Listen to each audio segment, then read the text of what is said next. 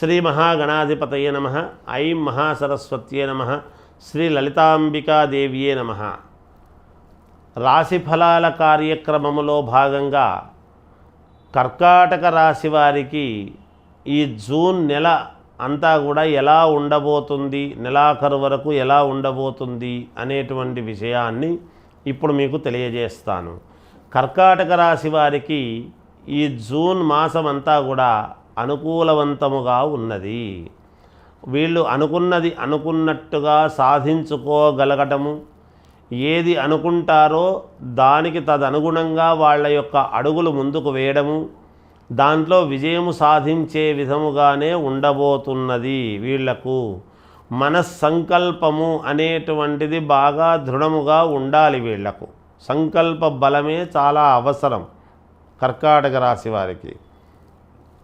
ఎందుకంటే కర్కాటక లగ్నానికి అధిపతి చంద్రుడు కాబట్టి, చంద్రుడు మనఃకారకుడు కాబట్టి మీరు బలంగా కోరుకుంటే అవ్వనిదంటూ ఏదీ లేదు.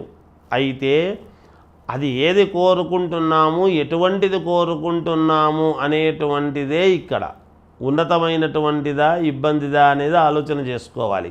అలా కర్కాటక రాశి వాళ్ళది చాలా అనుకూలముగా ఉన్నది.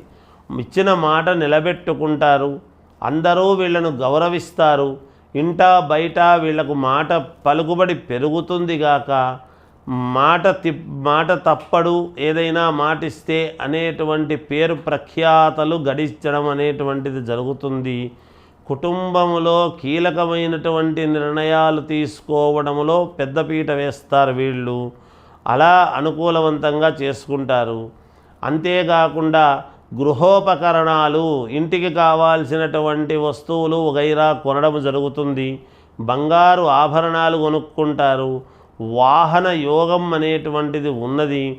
అలాగే మామూలుగా గృహానికి సంబంధించినటువంటిది కానీ లేదా ఫ్లాట్ కొనుక్కోవటమో ఇల్లు కొనటం అనేటువంటిది జరిగి తీరుతుంది గాక, దానికి తగినటువంటి ప్రయత్నాలు చేసుకోండి.